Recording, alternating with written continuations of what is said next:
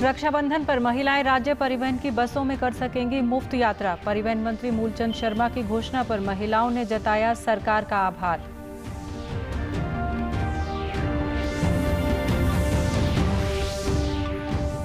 प्रधानमंत्री नरेंद्र मोदी ने उज्ज्वला योजना के दूसरे संस्करण उज्ज्वला 2.0 को किया लॉन्च। कहा, योजना ने गरीब तबके की महिलाओं के जीवन को किया रोशन।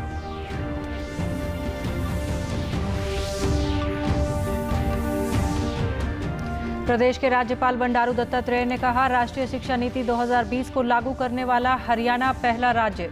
मुख्यमंत्री मनोहर लाल ने कहा, सेल्फ फाइनेंसिंग में गरीब विद्यार्थी की फीस वहन करेगी प्रदेश सरकार। और भारतीय खेल प्राधिकरण ने टोक्यो ओलंपिक्स से लौटे भारतीय खिलाड़ियों के दल का किया स्वागत। केंद्रीय खेल मंत्री ने कहा, महामारी की चुनौती के बावजूद बेहतरीन प्रदर्शन कर खिलाड़ियों ने बढ़ाया भारत का सम्मान। नमस्कार, मैं मंजू सिंधु और अब खबरें विस्तार से। प्रदेश सरकार राज्य परिवहन की बसों में रक्षाबंधन के त्योहार पर महिलाओं को मुफ्त यात्रा की सुविधा उपलब्ध करवाएगी। परिवहन मंत्री मूलचंद शर्मा ने बताया कि रक्षाबंधन पर परिवहन विभाग की बसों में 15 वर्ष तक की आयु के बच्चे भी महिलाओं के साथ मुफ्त यात्रा कर सकेंगे। उन्होंने बताया कि ये छूट केवल एक दिन के लिए हरियाणा क्षेत्र में ही विभाग द्वारा प्रदान की जा रही है। मूलचंद शर्मा ने कहा कि परिवहन विभाग की बसों में कोरोना संबंधित दिशा निर्देशों के अनुसार 50% सवारियों की आवागमन की अनुमति है। मुख्यमंत्री जी ने करी है कोविड गाइडलाइंस के साथ साथ 50%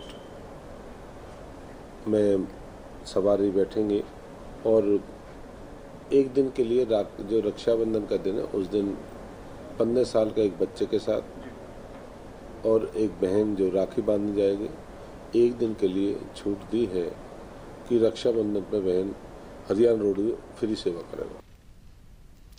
महिलाओं ने इस फैसले का स्वागत करते हुए कहा कि ये प्रदेश सरकार का एक सराहनीय कदम है और अब वे रक्षाबंधन पर अपने भाइयों से मुफ्त यात्रा कर मिलने जा सकती हैं।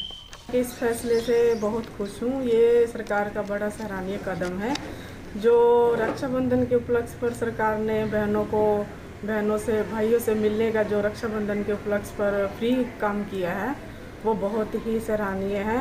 इस गरीब महिलाओं के लिए बहुत ही शुभ कार्य है। एक तो ये है कि हम अपने भाइयों के पास आ जा सकते हैं, ऊपर से बस सर्विस के कारण हम आराम से आ जा पा रहे हैं और सरकार के द्वारा जो ये लिया गया फैसला है वो काफ़ी सराहनीय है। बहुत फ़ायदा, अच्छी बात है। ये तो बहुत खुश है महिला भी और अपने भाइयों के पास जाती है, राखी बंधवा बांधती है, भाई भी खुश और बहनें भी खुश। बहुत अच्छी बात है, सरकार ने बहुत अच्छा काम किया है। इससे हरियाणा की महिलाओं को बहुत फायदा होगा और उन्हें बहुत अच्छा लगेगा कि हमारे लिए बसों का किराया फ्री है और उन्हें अपने घर जाने के लिए एक अच्छा मौका मिलेगा। प्रधानमंत्री नरेंद्र मोदी ने आज एक वर्चुअल कार्यक्रम के जरिए उज्ज्वला योजना के दूसरे संस्करण उज्ज्वला 2.0 को लॉन्च किया है। इस अवसर पर प्रधानमंत्री ने कहा कि उज्ज्वला योजना ने देश के जितने लोगों का जीवन रोशन किया है वो अभूतपूर्व है। प्रधानमंत्री ने बताया कि योजना 2016 में उत्तर प्रदेश के बलिया से शुरू हुई थी और आज उज्ज्वला का दूसरा संस्करण उत्तर प्रदेश के महोबा से शुरू हो रहा है। ये योजना 2016 में उत्तर प्रदेश के बलिया से आजादी की लड़ाई के अग्रदूत मंगल पांडे जी की धरती से शुरू हुई थी।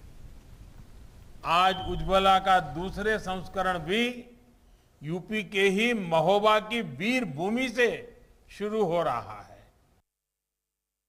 प्रधानमंत्री ने कहा कि हम बीते 7.5 दशकों की प्रगति को देखते हैं तो हमें लगता है कि कुछ स्थितियां और हालात ऐसे हैं जिनको कई दशक पहले बदला जा सकता था। घर, बिजली, पानी, शौचालय, गैस, सड़क, अस्पताल और स्कूल जैसी अनेक मूल आवश्यकताओं की पूर्ति के लिए देशवासियों को दशकों तक इंतजार करना पड़ा। ये दुखद है। 7.5 दशकों की प्रगति को हम देखते हैं तो हमें जरूर लगता है कि कुछ स्थितियां, कुछ हालात ऐसे हैं जिनको कई दशक पहले बदला जा सकता था।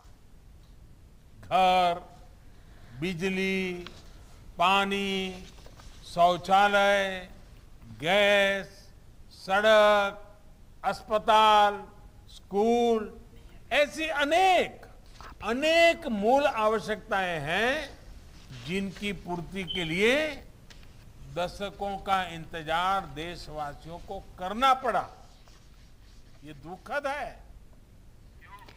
प्रधानमंत्री नरेंद्र मोदी ने इस अवसर पर राष्ट्रीय खेल रत्न पुरस्कार का भी जिक्र किया। उन्होंने कहा कि सर्वोच्च खेल पुरस्कार का नाम अब मेजर ध्यानचंद खेल रत्न पुरस्कार हो गया है। उन्होंने कहा कि मुझे पूरा विश्वास है कि ओलंपिक्स में हमारे युवा साथियों के अभूतपूर्व प्रदर्शन के बीच खेल रत्न के साथ जुड़ा मेजर ध्यानचंद का ये नाम लाखों करोड़ों युवाओं को प्रेरित करेगा।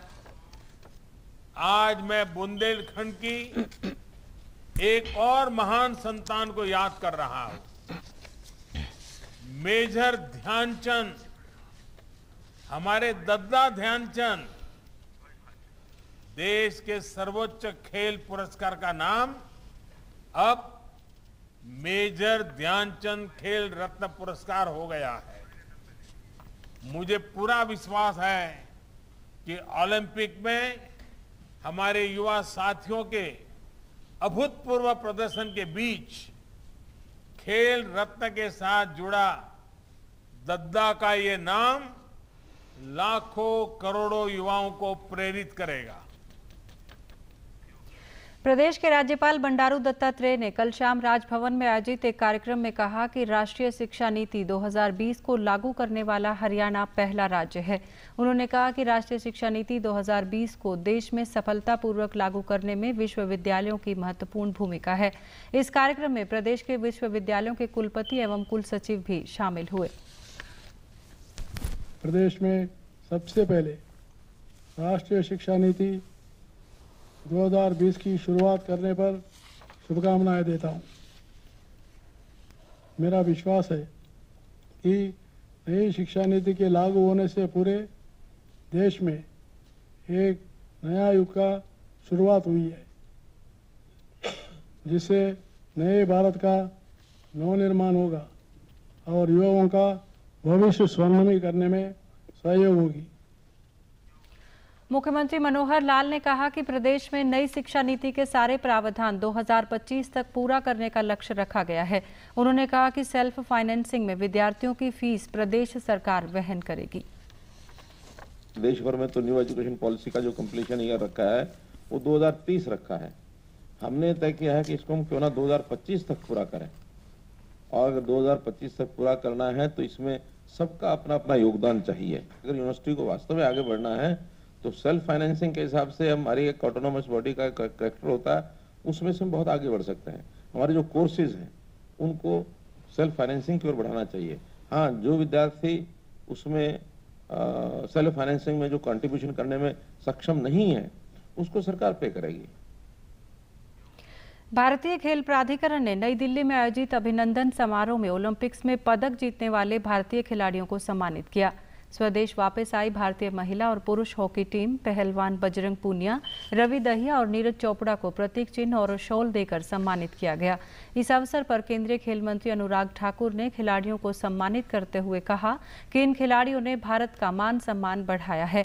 उन्होंने खिलाड़ियों को महामारी की चुनौती के बावजूद बेहतर प्रदर्शन करने पर बधाई दी और कहा कि प्रधानमंत्री की हौसला अफजाई से भारतीय ओलंपिक्स दल को प्रोत्साहन मिला।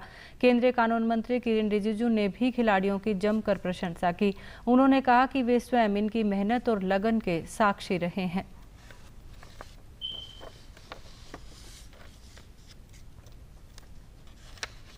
एथलेटिक्स में 121 साल इंतजार करना पड़ा, लेकिन इंतजार जब पूरा हुआ तो नीरज चोपड़ा ने गोल्ड मेडल जीतकर उसको पूरा किया।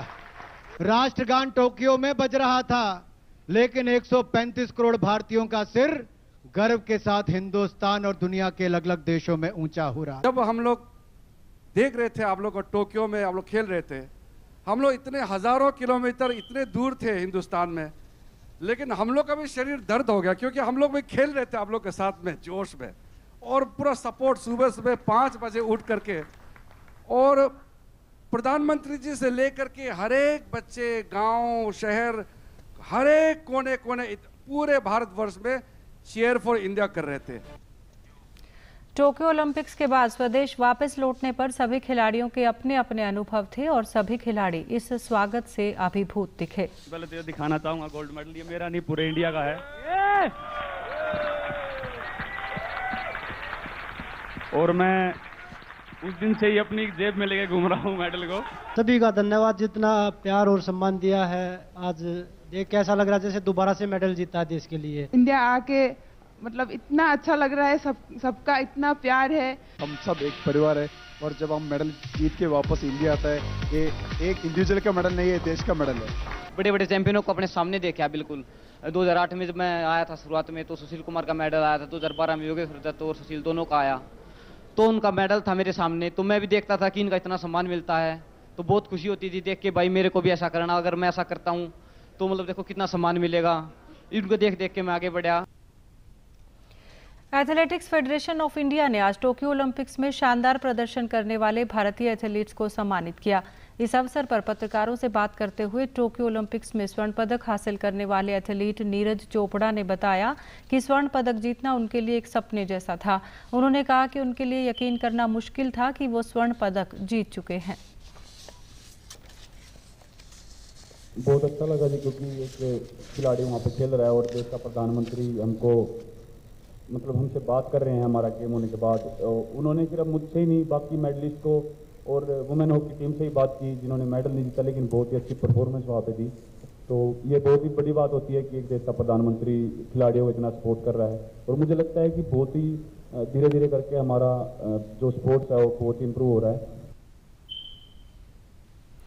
कोरोना की स्थिति पर आज स्वास्थ्य मंत्रालय ने प्रेस वार्ता के दौरान बताया कि 40 करोड़ से अधिक लोगों को कोविड-19 वैक्सीन की कम से कम 1 डोज लगी है और 11 करोड़ से अधिक लोगों को वैक्सीन की दोनों डोज लग चुकी हैं। औसतन हर रोज 42,11,000 डोज दी जा रही हैं। स्वास्थ्य मंत्रालय के अनुसार देश में कोविड के दैनिक मामलों में लगातार गिरावट दर्ज की जा रही है। पिछले 24 घंटों में 28,000 से अधिक नए मामले दर्ज किए गए हैं। कोविड से स्वस्थ होने की दर 97.45% हो गई है। अब तक 3 करोड़ 11 लाख से अधिक मरीज स्वस्थ हो चुके हैं। देश भर में अब तक 51 करोड़ 45 लाख से अधिक टीकों की खुराक दी गई है। प्रदेश में भी अब तक कोरोना टीके की लगभग 1 करोड़ 30 लाख से अधिक खुराक दी जा चुकी है। प्रदेश में कोविड से लगभग 7,60,000 लोग स्वस्थ हो चुके हैं, जबकि 672 मामले सक्रिय हैं। रिकवरी दर बढ़कर 98.66% हो गई है। डीडी न्यूज़ हरियाणा पर देश और प्रदेश से जुड़ी खबरों को विस्तार से जानने के लिए आप हमारे साथ फेसबुक, ट्विटर और यूट्यूब के माध्यम से भी जुड़ सकते हैं। हमसे जुड़ने के लिए आप हमारे सोशल मीडिया हैंडल को भी फॉलो कर सकते हैं। अब आप अपने मोबाइल फ़ोन से QR कोड स्कैन कर हमारे यूट्यूब चैनल पर सीधे पहुंच सकते हैं। प्रदेश सरकार द्वारा जल संरक्षण के लिए आरंभ की गई मेरा पानी मेरी विरासत योजना किसानों को कम पानी की लागत वाली फसलों की बुआई के लिए प्रेरित कर रही है। इस योजना के तहत किसानों को प्रति एकड़ 7,000 रुपये की प्रोत्साहन राशि दी जाती है। कृषि किसान कल्याण विभाग के क्षेत्रीय कृषि अधिकारी ने बताया कि फतेहाबाद जिले में लोग अब धान की बजाय अन्य फसलों का रुख कर रहे हैं। इस कारण क्षेत्र में बागवानी को भी बढ़ावा मिल रहा है। उन्होंने कहा कि काफी क्षेत्रों में तिलहन और दलहन फसलों की भी खेती होने लगी है। मेरा पानी मेरी विरासत एक स्कीम है हरियाणा सरकार की, जिसके तहत किसानों को 7,000 रुपये प्रति एकड़ किसान मतलब सरकार सहायता करती है। धान की जगह दूसरी फसल जैसे कि मक्का है और नरमा है, या बाजरे के स्थान पर भी दूसरा दलहन फसलें लगाएंगे तो 4,000 रुपये प्रति एकड़ किसान को सहायता देती सरकार। इस क्षेत्र में भूमिगत जल स्तर भी काफी कम है। किसानों ने कहा कि वे इस योजना से प्रेरित होकर अब धान की छोड़कर अन्य फसलों की खेती कर रहे हैं। सरकार ने चलाई हुई है, उसका फायदा तो है। जैसे लोग किसान धान की खेती कर रहे हैं, धान के बजाय अगर मक्का, कपास, जो अदर कोई खेती करता है तो उसका सरकार प्रति एकड़ का कुछ अनुदान राशि देती है। सो मैं सभी किसानों भाइयों से ये रिक्वेस्ट करूँगा कि आप धान के अलावा कई और फसल का भी प्रयोग करें। जो सरकार ने मेरा पानी मेरी विरासत योजना चलाई है, वैसे पहले ज़्यादातर मतलब वो धान की खेती होती थी, तो उस हिसाब से सरकार ने सोचा कि अब वो पानी की भी इसमें खपत ज़्यादा है, तो उस खपत को देखते हुए सरकार ने जो 7,000 रुपये है अनुदान राशि प्रति एकड़ किसानों को देने का फैसला किया है। जो धान की खेती जो है इसमें पानी की खपत ज़्यादा है, तो सरकार भी मतलब चलो ठीक कह रही है कि आप जो कम पानी की खपत हो वो फसल बोएं। प्रदेश में कोरोना संक्रमण की स्थिति को जानने और इस संबंध में सहायता प्राप्त करने के लिए सरकार द्वारा हेल्पलाइन नंबर जारी किए गए हैं। इसके तहत प्रदेश के लोग 8558893911 पर संपर्क कर आवश्यक जानकारी प्राप्त कर सकते हैं। नेशनल हेल्थ मिशन हरियाणा की वेबसाइट पर nhmharyana.gov.in पर जाकर प्रदेश में कोविड अस्पतालों, उपलब्ध बेड और वेंटिलेटर्स आदि की जानकारी ली जा सकती है। अंत में इस बुलेटिन के मुख्य समाचार एक बार फिर।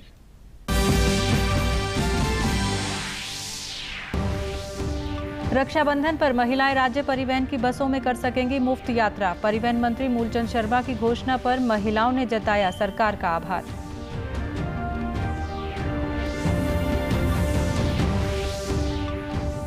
प्रधानमंत्री नरेंद्र मोदी ने उज्ज्वला योजना के दूसरे संस्करण उज्ज्वला 2.0 को किया लॉन्च। कहा, योजना ने गरीब तबके की महिलाओं के जीवन को किया रोशन।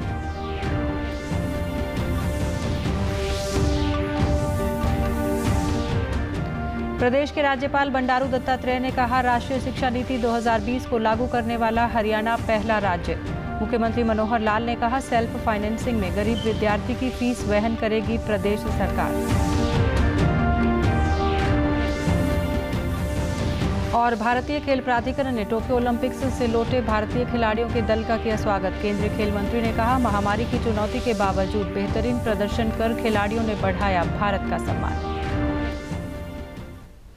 सभी दर्शकों से अपील है कि आप जब भी घर से बाहर निकलें तब मास्क जरूर पहनें, 2 गज की दूरी बनाए रखें और एक नियमित अंतराल पर अपने हाथ धोते रहें। और अगर आप पात्र हैं तो टीकाकरण जरूर करवाएं, तभी आप कोरोना महामारी से बच सकते हैं। आज के बुलेटिन में बस इतना ही। नमस्कार।